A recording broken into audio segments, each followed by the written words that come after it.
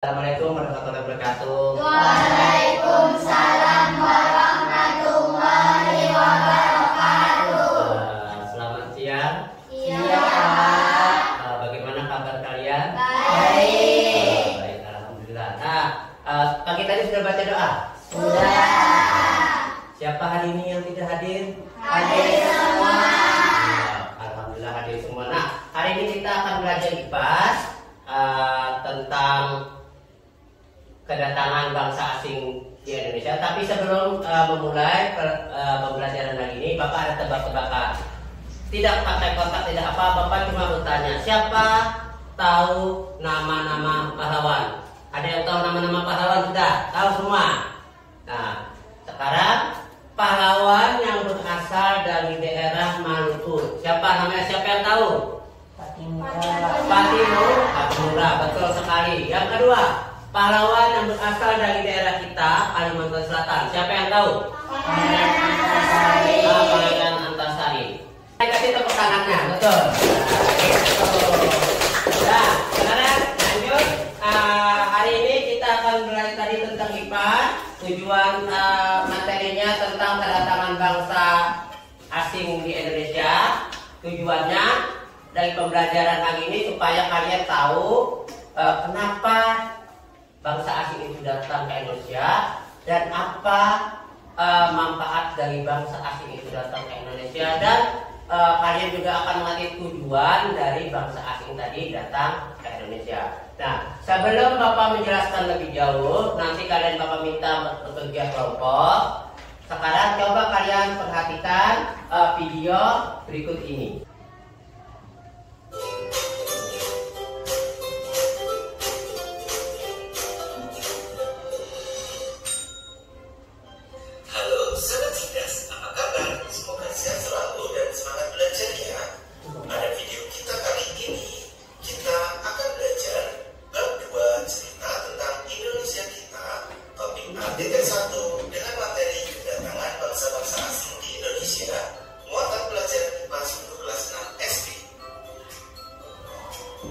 Perhatikan, nanti ada Bapak kasih tujuan pembelajaran pada video kita kali ini. Yang pertama, latar belakang kedatangan bangsa Barat ke Indonesia. Yang kedua, kedatangan bangsa-bangsa Eropa di Indonesia. Dan yang ketiga, faktor penyebab bangsa-bangsa Eropa melakukan penjelajahan samudra. Mari kita pelajari satu demi satu pada video kita kali ini. Yang pertama, latar belakang kedatangan bangsa Barat ke Indonesia.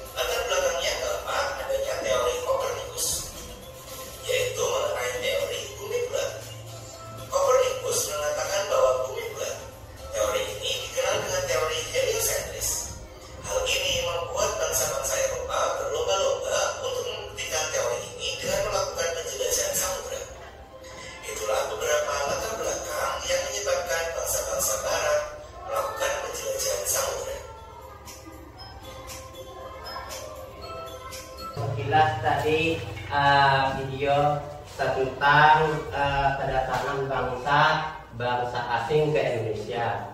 Tentu kedatangannya itu ada penyebabnya, kenapa yang melatar belakangi bangsa asing itu datang, pasti ada maksudnya kenapa jadi dia datang. Nah, tadi dari video tadi siapa yang dapat menjawabnya? Kenapa bangsa asing itu datang ke Indonesia? Apa melatar belakangnya? Kenapa? Iya, jadi pada dasarnya tujuan kita belajar pada hari ini, kalian nanti akan mengetahui kedatangan bangsa asing itu apa, latar belakangnya, tujuannya apa, kemudian dampaknya apa. Lalu siapa saja, kalian akan tahu mengenal tokoh-tokoh yang memperjuangkan kemerdekaan negara Indonesia dari bangsa penjajah. Nah, di sini dikatakannya kalian nanti akan dapat yang pertama, mengidentifikasi tokoh dan peristiwa penting dalam sejarah kedatangan bangsa asing di Indonesia, itu tujuannya kalian belajar. Kemudian yang kedua, dapat menjelaskan dampak kedatangan bangsa asing tadi terhadap kehidupan masyarakat Indonesia. Dan yang terakhir, kalian dapat menghubungkan serta menyampaikan pendapat tentang perjuangan para tokoh lokal serta konteks di kehidupan sekarang ini. Sampai sini ada yang ditanyakan? Tidak ada. Sekarang kalau tidak ada, sebelum Bapak lanjutkan ke video selanjutnya, Bapak minta kalian bentuk kelompok dulu. Silakan bentuk kelompok. Kelompok Bapak bagi 3 kelompok, di mana Bapak sudah membagi sesuai kelompoknya. Sekarang kelompok yang di sana pindah ke sini, yang di sini pindah ke sini. Silakan perhatikan video yang selanjutnya. Kedatangan bangsa Eropa ke Indonesia. Kedatangan bangsa Portugis. Tahun kedatangan bangsa Portugis di Indonesia yaitu tahun 1511. Tempat kedatangan pertama kali di pantai utara Sumatera atau disebut dengan Malaka.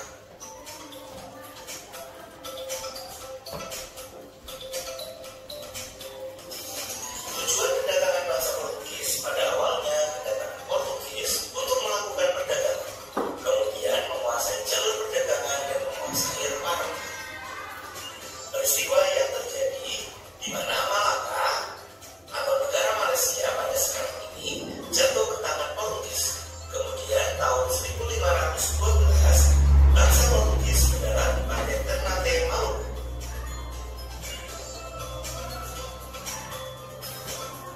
Dan menguasainya sampai tahun 1615. Selanjutnya kedatangan bangsa Spanyol. Tahun kedatangan bangsa Spanyol yaitu tahun 1521. Tempat kedatangan ada di pantai Tidore, Maluku.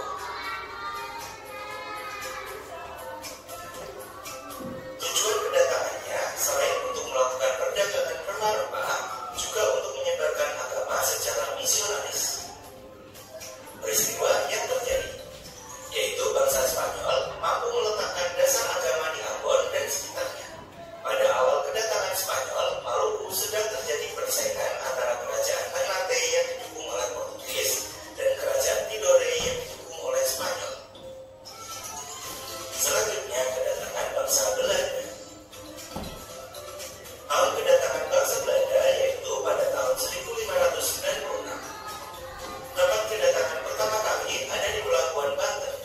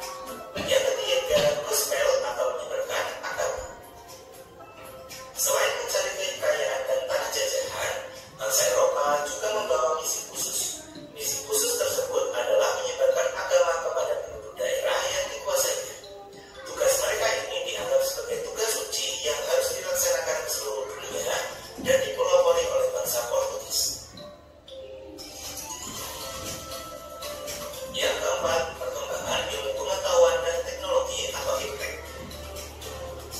Berkembangnya iptek seperti satu, dikembangkannya teknik pembuatan kapal untuk mengarungi samudera yang luas. Dua, ditemukannya mesin untuk persenjataan. Dan yang ketiga, ditemukannya kompas. Kompas digunakan sebagai penunjuk arah dalam penjelajahan. Itulah keempat faktor penyebab bangsa Eropa melakukan penjelajahan samudera. Demikian video pembelajaran kita kali ini. Semoga bermanfaat. Sekian dan terima kasih. Iya, sudah. Tadi dari video tadi kalian tentu sudah dapat ada sedikit ya apa saja faktor yang mempengaruhi kenapa bangsa Eropa itu datang ke Indonesia, kemudian siapa saja yang datang ke Indonesia, dan tadi 4 kalau tidak salah yang mempengaruhi faktor yang mempengaruhi kenapa bangsa Eropa tadi datang ke Indonesia. Untuk lebih jelasnya Bapak akan menjelaskan sedikit, kalian simak penjelasan Bapak ini. Nanti setelah penjelasan Bapak ini ada Bapak tugas kelompok, di mana nanti kalian akan mendiskusikan apa-apa saja terkait tugasnya. Sekarang yang pertama dulu itu yaitu kedatangan bangsa asing ke Indonesia, yaitu di mana kedatangannya itu dia ada di sini ada 3 faktornya. Tadi kalau di video ada 4. Yang pertama itu kan gold, artinya emas. Dimana tujuannya emas ini artinya kalau di video tadi adalah Bapak tekankan kembali harga rempah-rempah di Eropa itu sangat cukup tinggi, mahal, setara dengan emas. Oleh sebab itu maka dikatakannya apabila mendapatkan rempah-rempah maka dia sama dengan mendapatkan emas. Itu faktornya. Yang kedua, glory ini artinya jajahan. Makin banyak tanah jajahan katanya berarti makin mereka maka akan disebut sebagai negara yang terkuat. Kemudian yang selanjutnya gospel itu penyebaran agama. Jadi tujuan mereka itu selain yang gold, glory, ada gospel. Gospel ini artinya penyebaran agama. Setiap bangsa asing yang datang ke Indonesia dia akan menyebarkan agamanya. Agama apa? Misalnya contohnya, apabila dia agamanya Kristen, penjajahnya yang datang bangsa Eropa tadi, maka agama yang disebarkan juga agama Kristen. Tapi apabila yang datang itu bangsa Eropanya mungkin agama Islam, maka dia akan menyebarkan agama Islam. Dan yang terakhir Bapak tambahi sesuai dengan video tadi, yaitu yang keempat yaitu ilmu pengetahuan. Itu. Selanjutnya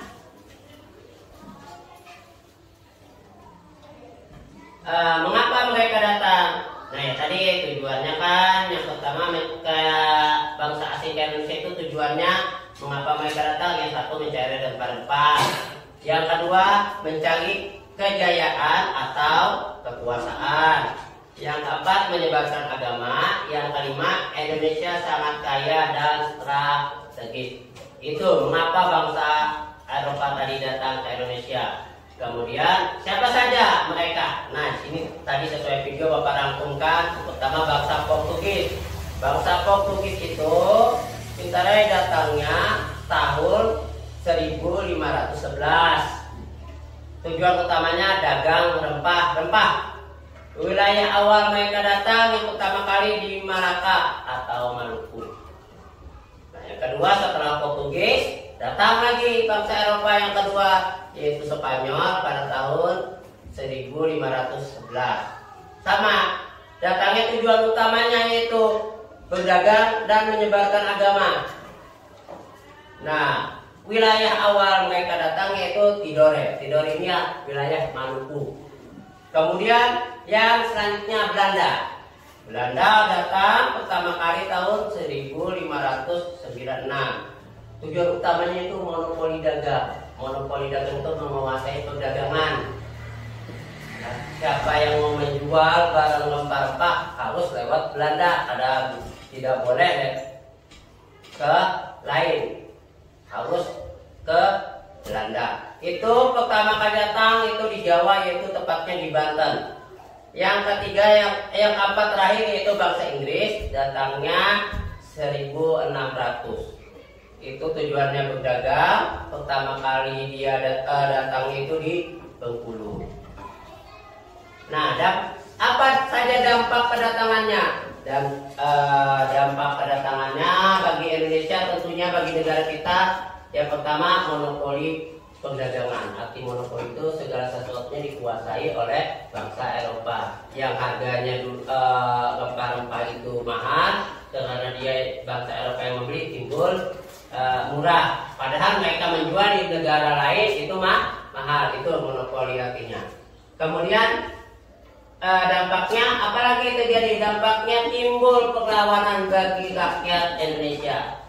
Timbul perlawanan artinya rakyat Indonesia sudah merasa dicurangi oleh bangsa Eropa yang datang tadi, maka timbullah untuk melawan. Yang ketiga, munculnya tokoh perang. Nah, dari datang tadi timbul ada 1 atau 2 orang bangsa Indonesia yang mempelopori ingin bebas dari bangsa Eropa. Muncullah tokoh-tokoh pejuang. Yang terakhir, karena tadi bangsa Eropa datang ke Indonesia, selain memonopoli dia, kemudian ingin merebut wilayah, maka timbul perubahan sosial budaya bangsa. Nah itu, kemudian lanjut. Nah, tokoh pejuang lokal, contohnya Bapak Patimura dari Maluku, itu Patimura. Kemudian Cut Nyadien itu dari Aceh, Tuanku Iman Bonjol itu dari Sumatera Barat, Sultan Hasanuddin dari Sulawesi Selatan. Nah, sekarang sampai sini ada yang ditanyakan dulu sebelum kalian melakukan diskusi kelompok, melakukan aktivitas secara berkelompok. Sampai sini ada yang ditanyakan dulu tentang kedatangan bangsa asing dan tokoh-tokoh pejuang Indonesia. Ada yang ditanyakan? Tidak. Paham? Kalau paham, sekarang kita masukkan, kita mulai diskusi, yaitu yang pertama role play, yaitu memerankan menjadi tokoh pejuang. Nanti tugas kalian membuat pidato di kelompok, nanti dibacakan ke depan kelas. Kemudian yang kedua, membuat cerita pendek, menulis kisah tentang perjuangan tokoh lokal. Terserah tokoh lokalnya mau pahlawan siapa saja, nanti diskusikan dengan kelompok kalian. Kemudian yang selanjutnya membuat komik atau mini, atau bisa saja gambar perjuangan tokoh, membuat poster. Nah, silahkan cari salah satu pahlawan yang ingin kalian buat gambarnya. Nah, sampai sini paham tidak dulu untuk tugas kelompoknya? Ada yang ditanyakan? Lagi? Nah, kalau tidak ada, sekarang Bapak bagikan ini kertas untuk menggambarnya.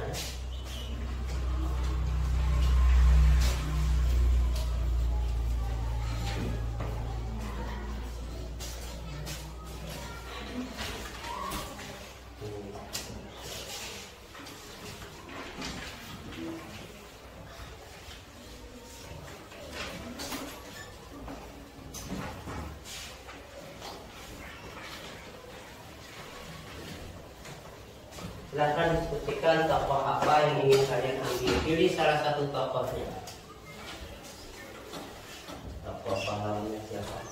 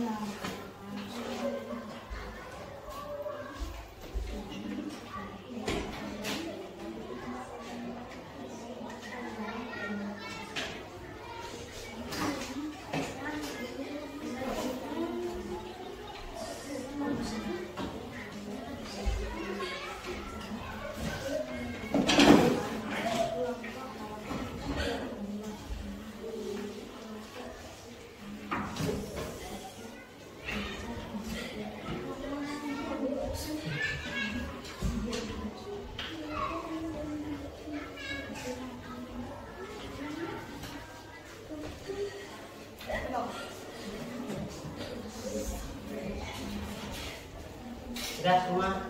Sudah. Sudah. Nah, kalau sudah, sekarang kalian Bapak minta bacakan di depan hasil kerja kelompok kalian. Silakan kelompok 1 dulu maju semua untuk membacakan hasil kerja kelompoknya. Silakan kelompok 1 dulu. Silakan maju ke depan untuk yang lain, kelompok lain didengarkan.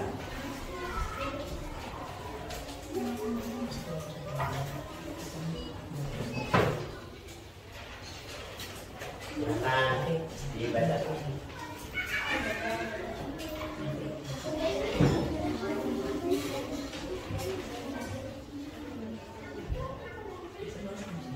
Hasil kami membuat poster pahlawan Tuanku Imam Bonjol. Sampaikan posternya terbuka. Ya. Lanjut. Yang kedua. 14 kartu tokoh sejarah. Periode perjuangan 1827 hingga 1837. Tujuan perjuangan mengusir penjajah Belanda. Nama tokoh Tuanku Imam Bonjol, daerah Sumatera Barat. Bentuk perjuangan pendidikan. Kutipan inspiratif berdoa dari pemimpin Sumatera Barat. Berkaitan dengan kehidupan saat ini membagikan ajaran agama yang dianut. Lembar cerita pendek tokoh lokal. Judul cerita Tuanku Imam Bonjol adalah nama tokoh Imam Bonjol. Asal daerah Minangkabau atau Sumatera Barat. Waktu perjuangan 1821 hingga 1827. Perang Padri terjadi di Barat Minangkabau, Sumatera Barat. Perang tersebut dimulai dari pertentangan antara kaum adat dan kaum ulama terkait praktik keagamaan dan menimbulkan peperangan. Tuan Imam Bonjol membuat strategi perang gerilya sehingga berhasil mengacaukan pasukan Belanda. Belanda meminta untuk menundingkan dan melakukan perlawanan senjata setelah memenangkan perang Jawa. Pasukan Belanda ditarik ke Sumatera Barat untuk melawan kaum Bugis. Tuanku Imam Bonjol berhasil ditangkap Belanda pada tanggal 25 Oktober 1839. Beliau wafat pada tahun 1864 dan dimakamkan di Kabupaten Ineleh dekat Kota Manado. Pidato Tuanku Imam Bonjol.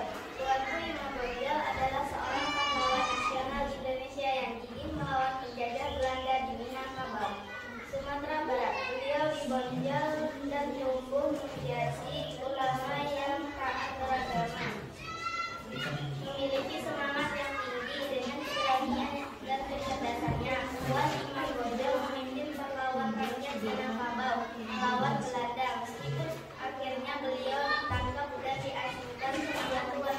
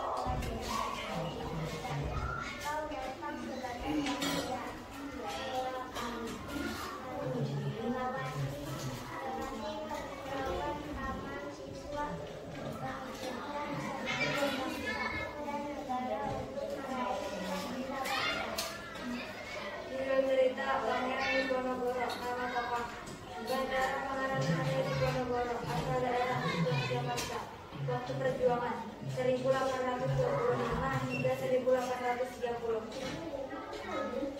Perjuangannya sangat dalam melawan Belanda. Pada masa perjuangan terjadi perang Jawa atau disebut juga perang Diponegoro. Perang Diponegoro terjadi karena alasan agama, sosial, dan ekonomi. Perang Diponegoro merupakan perang yang menyebabkan pemerintah Belanda harus mengeluarkan uang banyak, bahkan hampir membangkrutkan negeri Belanda. Pangeran Diponegoro dikenal sebagai pahlawan Goa Selatan. Sudah. Ada teman-teman.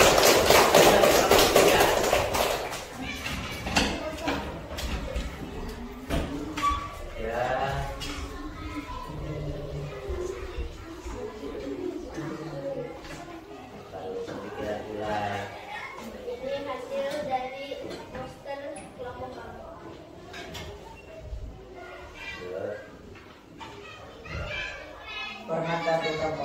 Nama tokoh Jenderal Sudirman, asal daerah Purbalingga. Bentuk perjuangan perlawanan fisik, kutipan inspiratif. Kejahatan akan menang bila orang yang benar-benar tidak melakukan apa-apa. Keterkaitan dengan kehidupan saat ini, semangat dan pantang menyerah. Judul cerita Jenderal Sudirman. Nama tokoh Raden Sudirman, asal daerah Kabupaten Purbalingga. Waktu perjuangan Jawa Tengah dan Jawa Timur pada tahun 1945 sampai 1950.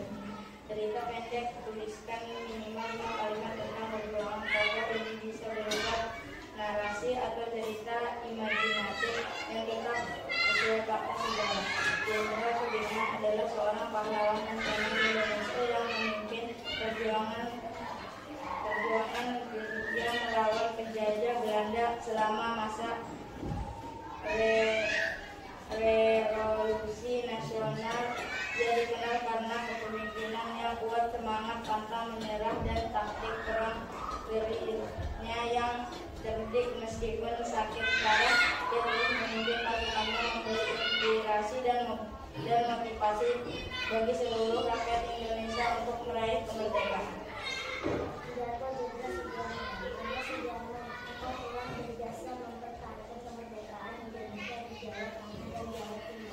Pada tahun 1945 sampai 1950, dan juga Sudirman adalah seorang pemimpin yang kuat karena sampai menyerang, dan dia menginspirasi dan motivasi bagi seluruh Indonesia untuk meraih kemerdekaan Indonesia. Ya, kita pulang lagi. Nah, tadi kan sudah kalian ikuti kelompok mencari satu tokoh, kemudian kalian buat ceritanya, kalian gambar, kalian buat foto gambar tokoh tersebut, kemudian kalian buatkan juga pidatonya. Nah, sekarang sebelum Bapak tutup diskusi kalian hari ini, adakah yang ingin kalian tanyakan dulu sebelum Bapak lanjut ke tahapan pembelajaran berikutnya? Ada yang ingin kalian tanyakan? Tidak. Nah, sekarang Bapak minta kalian tulis di buku kalian, cari kertas. Bapak minta bagaimana perasaan kalian setelah bekerja kelompok dengan teman kalian.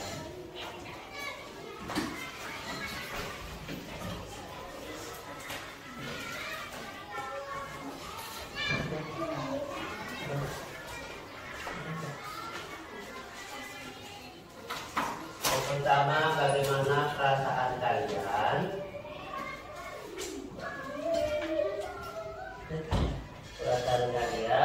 setelah belajar hari ini?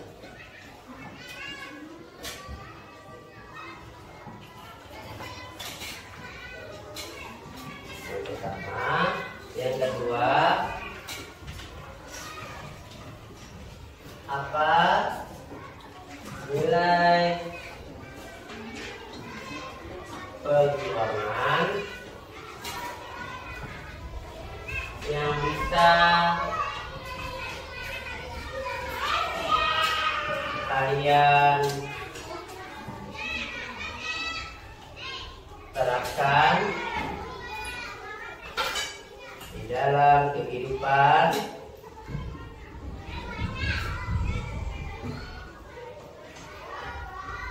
hari-hari.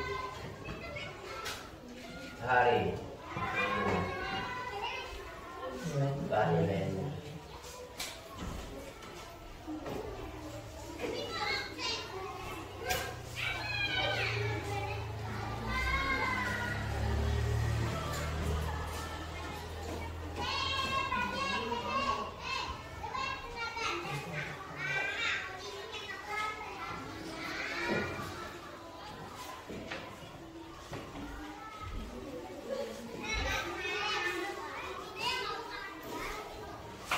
Ayo, sudah? Bapak minta perwakilan kelompok, tiap-tiap kelompok nanti membacakan satu perwakilannya saja setiap kelompok untuk membacakan. Yang pertama, perasaan kalian setelah belajar hari ini.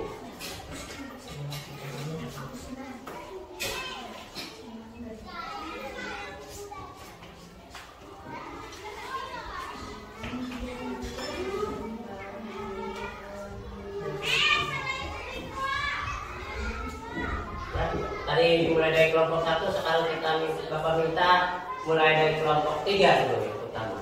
Silakan bacakan di bangkunya saja sambil berdiri. 1. Perasaan kalian setelah belajar. Jawaban senang. Apa nilai yang bisa kalian terapkan di dalam kehidupan sehari-hari? Semangat dan pantang menyerah. Iya, bagus. Sekarang lanjut kelompok 2. Perasaan kalian setelah belajar hari ini senang. Apa nilai terbaik yang bisa kalian terapkan dalam kehidupan sehari-hari? Bersemangat dan mencintai Tuhan. Iya, betul sekali, bagus.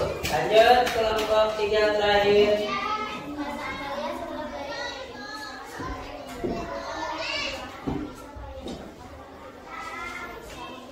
Iya, pasti bagus. Kasih tepuk tangan semua.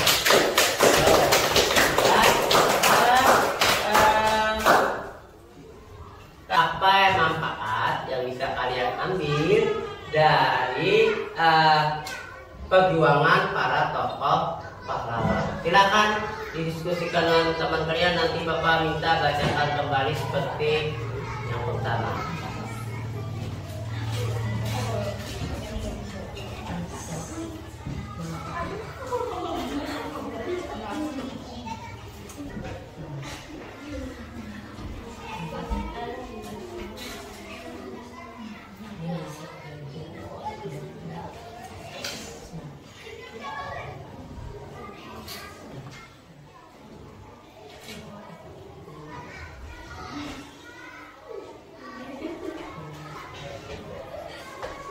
Nah, sekarang kita mulai dari kelompok dulu.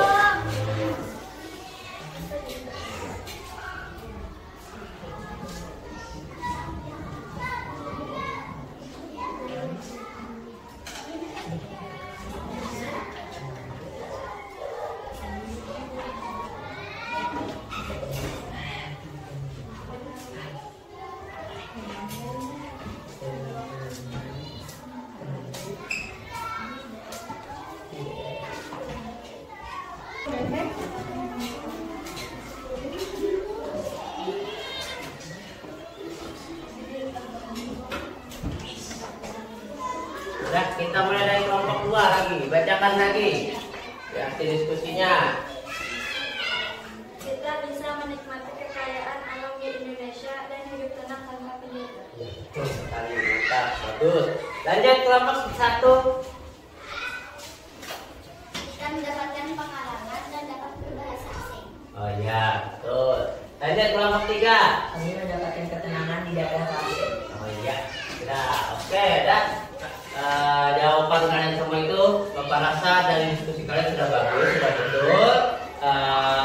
Bapak untuk kerja kelompok sudah Bapak cukupkan sekian. Sebelum diakhiri, Bapak kasih semuanya kita tepuk tangan dulu.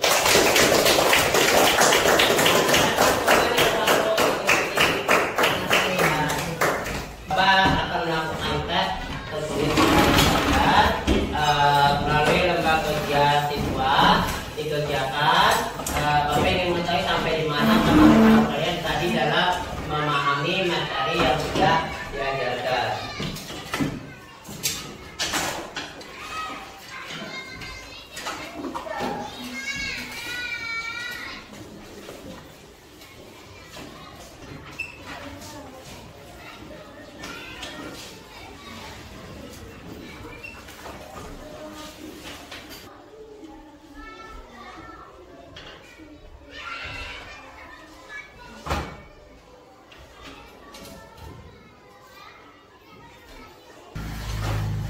Ya, silakan kumpulkan saja, kumpulkan.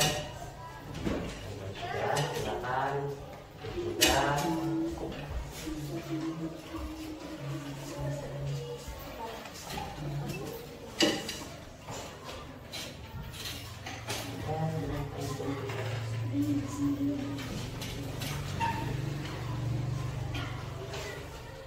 Sudah saja.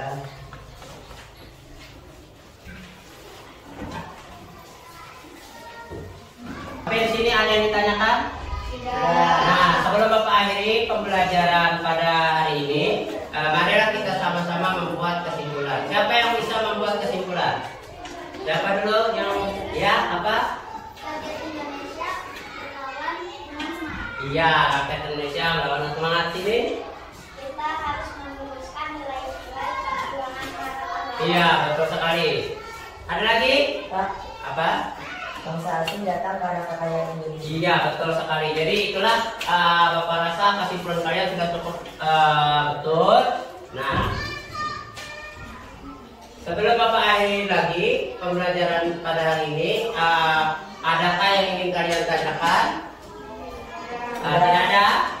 Nah, pembelajaran yang akan datang nanti kita akan belajar tentang materi perubahan sosial akibat penjajahan dan perjuangan kemerdekaan Indonesia. Nah, sampai di sini pembelajarannya mudah-mudahan bermanfaat. Sebelum pulang, bereskan dulu buku-buku kalian. Teman-teman, marilah kita berdoa. Berdoa dimulai.